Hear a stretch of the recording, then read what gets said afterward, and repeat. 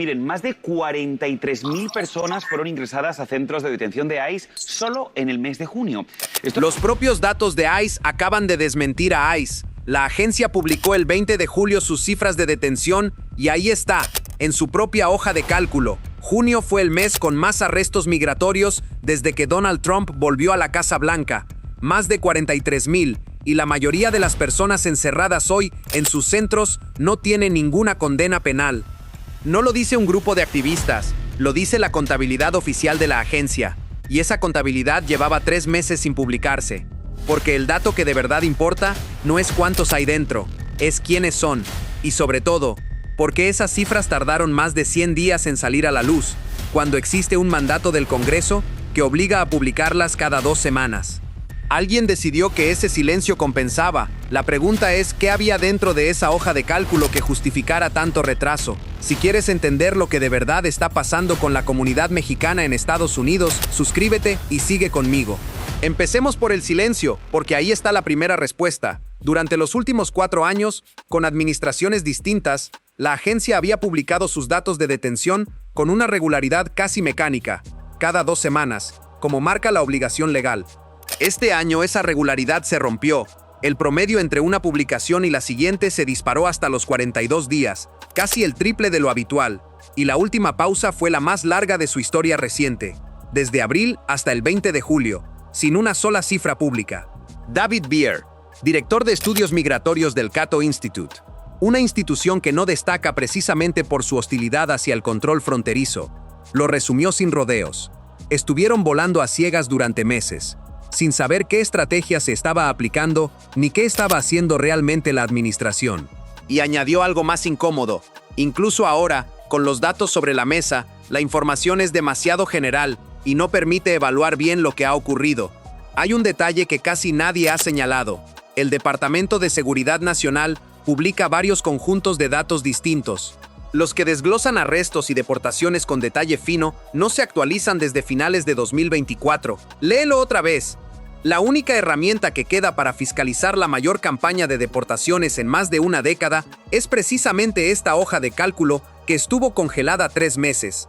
Todo lo demás lleva año y medio a oscuras. ¿Y qué apareció cuando por fin se abrió el archivo? Junio cerró con 43,138 arrestos migratorios, un promedio de 1,438 al día, el mes más alto desde que empezó la ofensiva, por encima incluso de enero y febrero, cuando el gran operativo de Minnesota estaba en pleno apogeo. Y los 11 primeros días de julio venían todavía más arriba, casi 1,600 diarios. No hubo redadas espectaculares, no hubo ciudades tomadas, no hubo cobertura en directo. Hubo algo mucho más eficaz: discreción y volumen. Conviene entender de dónde viene ese repunte, porque explica la estrategia entera. En enero la población detenida tocó techo, unas 72,000 personas. Entonces llegaron las muertes de 2 manifestantes en Minneapolis. La presión pública se volvió insoportable, y el gran operativo se desmontó en febrero. A partir de ahí las cifras bajaron durante 5 meses seguidos. Y bajaron de forma muy desigual. El grupo de detenidos sin antecedentes cayó un 36%, mientras que los que tenían condenas apenas bajaron un 3%. Cuando la cifra tuvo que reducirse para calmar el escándalo, el grupo que más se vació fue precisamente el de quienes no tenían condena alguna. Ese detalle dice más sobre los criterios de selección que cualquier declaración oficial. Y ahora vuelve a subir. En junio el promedio diario de detenidos fue de 59,400 personas. En los primeros 11 días de julio ya rondaba los 65,600. Al frente de todo esto está el nuevo secretario de Seguridad Nacional, Mark Wayne Mullin, que llegó al cargo con un objetivo declarado: sacar a la agencia de los titulares. Esta misma semana lo explicó con una imagen difícil de olvidar. Dijo que había bajado la temperatura del fuego para que la olla no se desbordara, y aclaró a qué se refería. La bajaba con la prensa. En la calle, dijo, la estaban subiendo. Rara vez se ha descrito una política de comunicación con tanta franqueza. Y aquí es donde la historia se vuelve incómoda para la versión oficial. Al 11 de julio había 65 personas bajo custodia migratoria.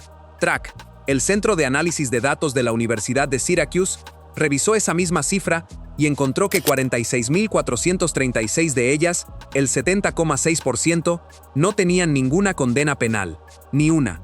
Los Angeles Times, que analizó los datos con otro corte, eleva esa proporción al 79% en el conjunto del país y la sitúa en el 74% en California. Las cifras no coinciden porque depende de a quién se cuente, si se incluye o no a quienes fueron entregados en la frontera, si se mide un día concreto o el promedio del mes. Pero todas las lecturas, sin excepción, apuntan en la misma dirección.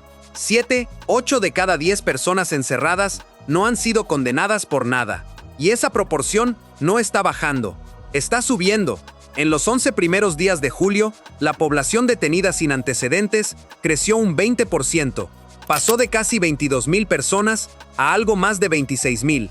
Los detenidos con condenas y los que tienen cargos pendientes crecieron un 5% cada grupo. La diferencia no es sutil. Cuando la máquina acelera, acelera sobre todo sobre gente que no tiene ningún expediente criminal detrás. Existe una palabra para esto dentro del propio departamento: arrestos colaterales.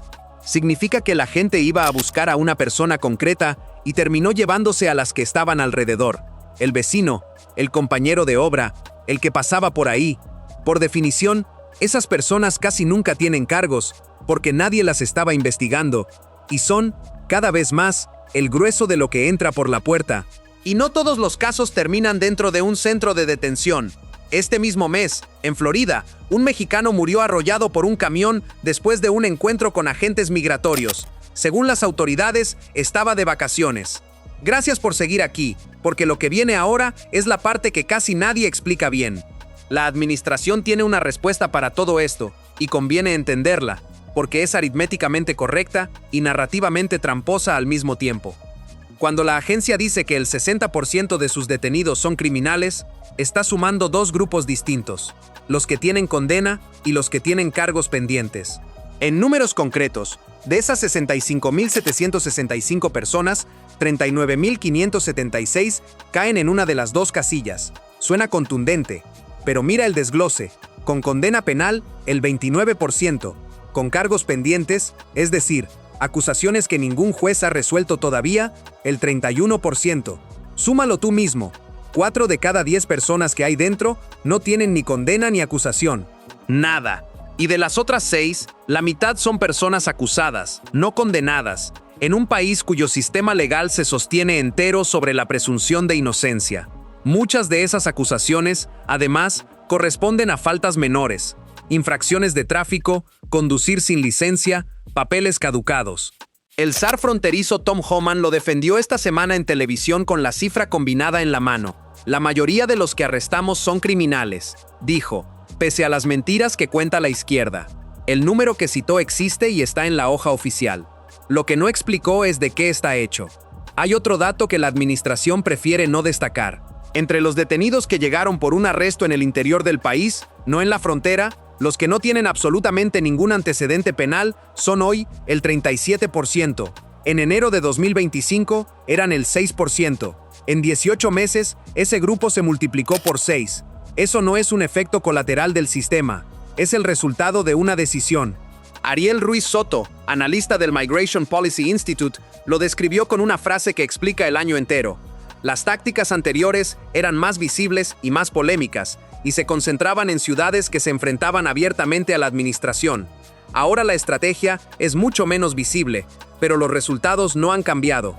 Menos ruido, mismos números. Falta un elemento más, y es el que la agencia niega. Fuentes internas aseguran que a los agentes se les fijó un objetivo: 2,000 arrestos diarios. Un portavoz del Departamento de Seguridad Nacional sostiene que no existen cuotas. Junio cerró con 1,438 al día. Julio iba camino de 1,593. Cada uno puede sacar sus propias conclusiones sobre lo que ocurre cuando a un funcionario se le mide por el número de personas que sube a una camioneta antes de que acabe su turno. Y si has llegado hasta aquí, presta atención, porque este es el punto donde los porcentajes dejan de ser porcentajes. El 7 de julio, poco antes de las 7 de la mañana, en la calle Canal de Houston, un agente disparó contra el conductor de una furgoneta blanca. El hombre se llamaba Lorenzo Salgado Araujo, tenía 52 años y llevaba casi 35 viviendo en Estados Unidos. Trabajaba en la construcción. Esa mañana iba a recoger a su cuadrilla para terminar unas casas. Murió en el hospital por un disparo en el abdomen. Según la Fiscalía del Condado de Harris, Salgado Araujo no tenía antecedentes penales. estaba en el último trámite para obtener su permiso de trabajo. Sus 3 hijos son ciudadanos estadounidenses y los 3 pasaron por la universidad, pagada con jornadas que empezaban antes del amanecer. El Departamento de Seguridad Nacional sostiene que el conductor ignoró las órdenes verbales, golpeó un vehículo oficial e intentó atropellar a un agente, que disparó en defensa propia. La familia cuenta otra cosa muy distinta. Su hijo mayor, Ronaldo, explicó que su padre vio coches sin identificación siguiéndolo y probablemente pensó que iban a robarle las herramientas, que si hubiera visto el emblema de una agencia federal, se habría detenido sin discutir. Las 2 versiones están sobre la mesa y ninguna se ha probado todavía ante un tribunal. Del caso se ocupan el FBI, el inspector general del departamento y la fiscalía local. Pero hay un punto que ninguna de las 2 partes discute. LULAC, la organización de derechos civiles que acompaña a la familia, afirma que ni Salgado Araujo ni su hermano eran el objetivo del operativo. Los agentes vigilaban la dirección de otra persona y habían visto antes una furgoneta blanca parecida. Vieron la suya y fueron a por ella. Un hombre sin condenas, que no era el objetivo, muerto en un control que nadie grabó, porque ninguno de los agentes llevaba cámara corporal. Esa es la estadística con cara. El 79%, o el 70,6% o como se quiera medir, no es una abstracción de hoja de cálculo. Es un padrón de personas que llevan décadas trabajando, criando hijos con pasaporte estadounidense y tramitando papeles con la lentitud que el propio sistema impone. México ya lo cuantificó por su cuenta.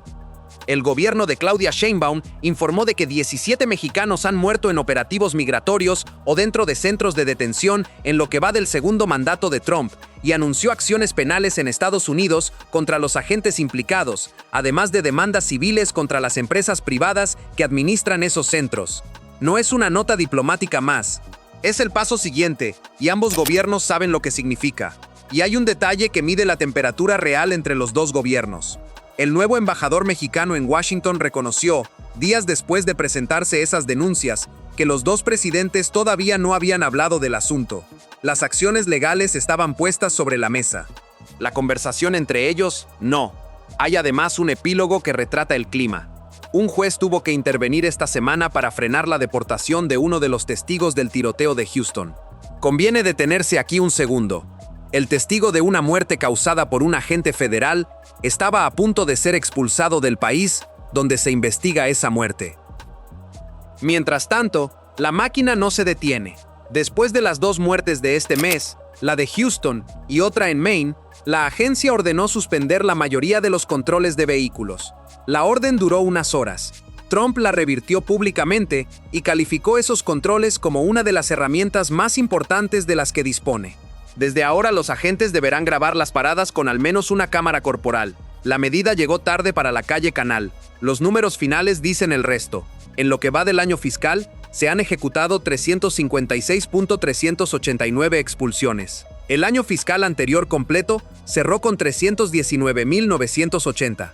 Es decir, quedando 2 meses y medio por delante, ya se superó el total del año pasado entero, a un ritmo cercano a 1.260 salidas diarias. Para dimensionar lo que eso significa, el récord moderno de expulsiones pertenece a la administración de Obama, con 438.421 en el año fiscal 2013. Al ritmo actual, esa marca está al alcance de la mano. La diferencia entre una campaña y otra no está tanto en el volumen como en quién termina llenando las camionetas. Durante meses, la agencia no publicó nada. Cuando por fin abrió los libros, la cifra que más había crecido no era la de criminales deportados, era la de personas sin una sola condena a sus espaldas. Y esa cifra ya no es un porcentaje discutible en una hoja de cálculo. Tiene nombre, tiene 35 años de trabajo detrás y 3 hijos que la semana pasada sostenían su fotografía delante de las cámaras, en Houston. La pregunta que queda abierta no es cuántos más van a entrar en esos centros, es cuánto tiempo tardaremos la próxima vez en enterarnos.